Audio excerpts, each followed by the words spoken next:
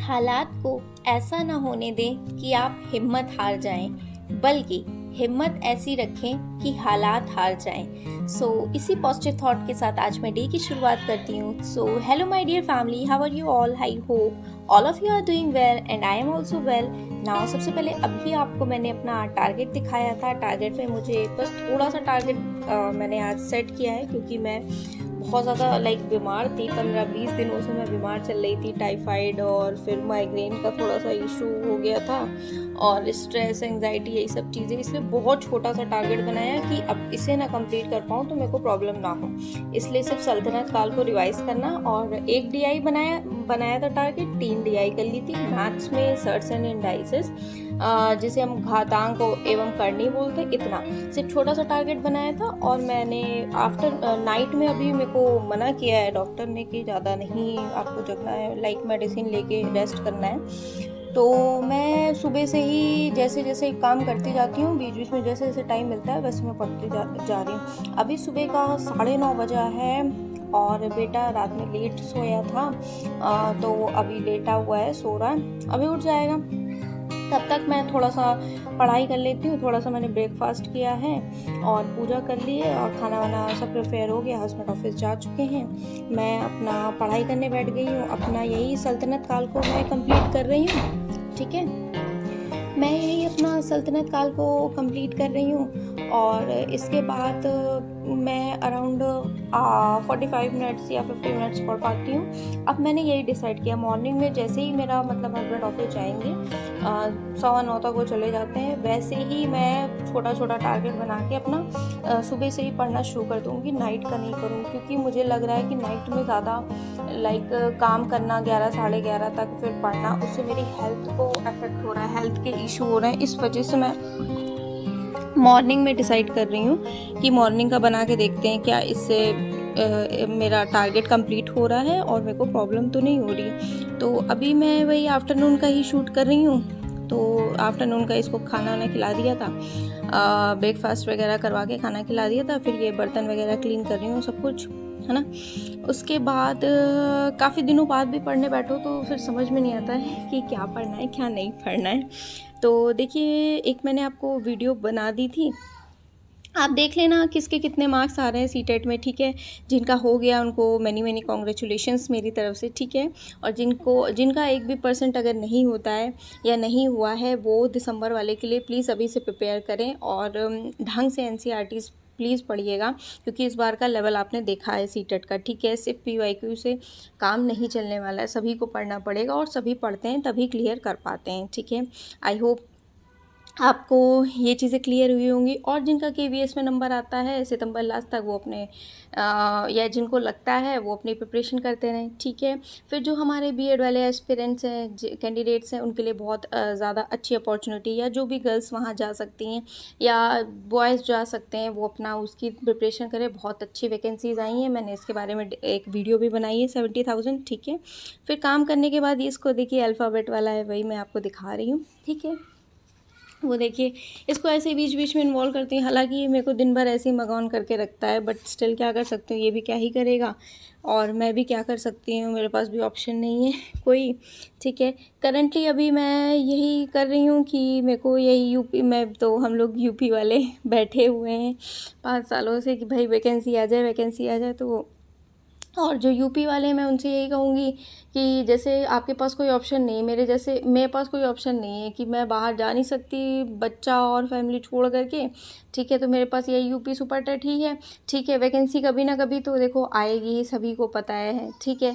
अब ये गवर्नमेंट देगी, अगली देगी, क्या करेगी क्या नहीं करेगी वो सब मेरा काम नहीं है। मेरा काम ये है जब वैकेंसी आए तब मेरा सिलेक्शन हो जाए, है ना, ये बात है, क्योंकि मेरे पास ऑप्शन नहीं है भाई, ठीक है। तो अभी से भाई पढ़ते रहिए, ठीक है। यूपी टेट तो इस साल हो जाएगा, आप सुपर टेट का देखिए, गॉड नोज़, ठीक है। अब ये इवनिंग का टाइम हो गया, थोड़ा सा रेस्ट कर लिया था, 3:30 बजे के करीब, 4 बजे के करीब लेटे थे, बड़ी मुश्किल से सुलाया था, इसे नींद नहीं आती है, ये प्रॉब्लम है। तो फिर मैं सो के उठी थी, पूजा कर रही थी। उसके बाद अभी बहुत ज़्यादा मैं फ़िट नहीं हूँ, इसीलिए मैं छोटा छोटा चीज़ें कर रही हूँ, जिससे एक रूटीन में भी आ जाए, और चीज़ें भी अपना चलती रहें। नाउ अब हम कुछ इम्पॉर्टेंट टॉपिक्स पे डिस्कशन करते हैं, ठीक है। सबसे पहले कुछ भी हमें अच्छा अचीव करने के लिए मैंने कहीं पढ़ा था, मुझे बहुत अच्छा लगा कि हमें हमेशा पॉजिटिव सोचना चाहिए। जैसे फॉर एग्ज़ाम्पल मुझे कोई एग्ज़ाम क्रैक करना है तो मुझे ये सोचना है मैं जीत जाऊँ, मेरी मेहनत सफल हो, मैं जीत जाऊँ, मेरी मेहनत सफल हो, इस टाइप से। मुझे उसे हराना है, मुझे ये करना है, वो नेगेटिव चीज़ें नहीं सोचनी। मेरे को हमेशा पॉजिटिव चीज़ें सोचनी है, और पॉजिटिव चीज़ें जैसे सोचेंगे दिमाग भी उसी हिसाब से हमारा वर्क करेगा, ठीक है। एक चीज़ मैंने कहीं और पढ़ी थी, मुझे बहुत ज़्यादा अच्छी लगी कि हाँ पढ़ी थी मैंने। तो उसमें था कि आपको लाइफ कैसी चाहिए। फॉर एग्ज़ाम्पल मुझे लाइफ कैसी चाहिए, मुझे लाइफ चाहिए जैसे फॉर एग्ज़ाम्पल मेरे को टीचिंग जॉब चाहिए, ठीक है, क्योंकि टीचिंग मेरा प्रोफेशन है। Just after completing my inter मैं पढ़ा रही हूँ बच्चों को पढ़ाना या मुझे कुछ समझाना, लोगों के साथ कनेक्ट होना, ये मुझे अच्छा लगता है, ठीक है। और उसके साथ साथ मैं बच्चे को भी देख सकती हूँ, फैमिली को भी देख सकती हूँ, ये सारी चीज़ें हैं, है ना। तो जिस हिसाब से हम सोचते हैं उस हिसाब से अपनी जॉब भी ढूंढ लेते हैं और अपनी एक्टिविटीज़ को भी कनेक्ट करके सरवाइव कर पाते हैं, है ना। अगर अभी हम सोचें कि मेरे को मार्केट वाली जॉब चाहिए, है ना, तो उस हिसाब से हमारा माइंड भी सोचेगा, उस हिसाब से हम अपनी दिनचर्या में ढल जाएंगे। नाउ अब हम बात करते हैं अपने मोस्ट इम्पॉर्टेंट टॉपिक पे, जो कि है कि किसी भी कंपटीशन की तैयारी करते हैं हम, तो हमारा सिलेक्शन 100% हो, इसके सिर्फ और सिर्फ 3 रूल्स हैं। ये मुझे एक सर ने बताए थे, मतलब एक सर ने क्या, यूट्यूब पे ही मैंने देखा था, तो मुझे बहुत अच्छा लगा।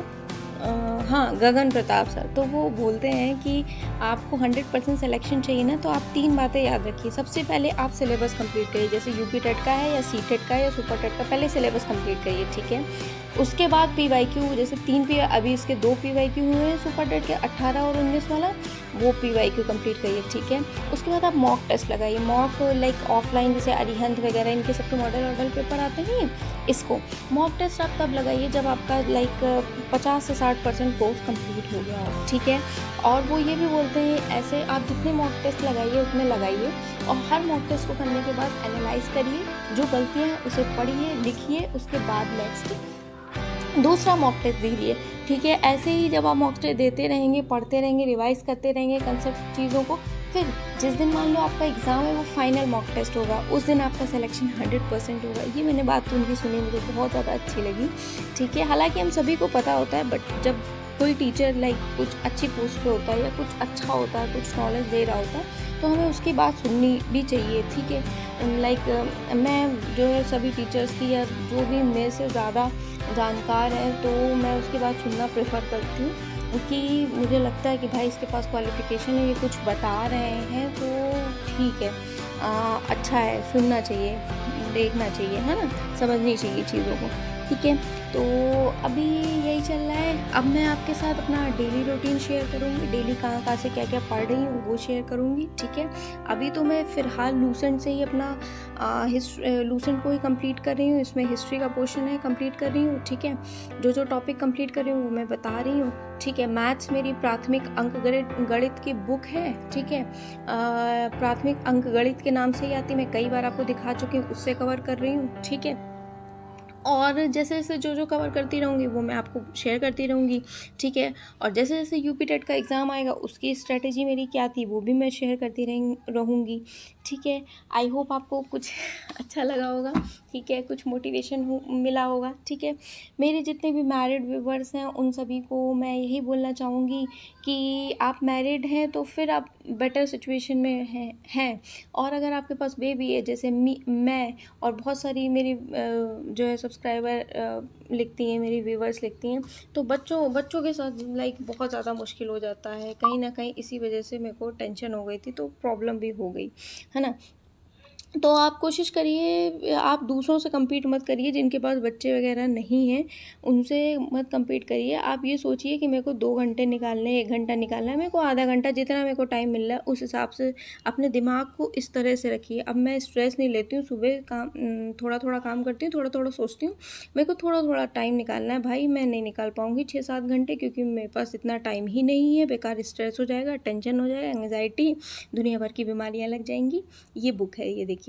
फिर मैं अभी थोड़ा काम करने के बाद 8:30 बजे के करीब बैठ गई थी। इस तरह करके 2-3 स्लॉट में मैंने पढ़ा। एक आफ्टरनून में पढ़ा अराउंड 3 बजे के करीब, एक 8:30 बजे के करीब पढ़ा, एक 9:30 बजे के करीब पढ़ने बैठी। 1-1 घंटे के स्लॉट में पढ़ा था, ठीक है। बच्चा मेरे साथ ही था, बच्चे को किसी ने नहीं देखा था। So it was in this video.